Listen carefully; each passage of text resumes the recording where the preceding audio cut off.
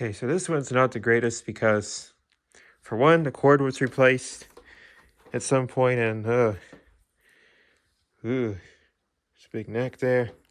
This cord's not as long as the original one.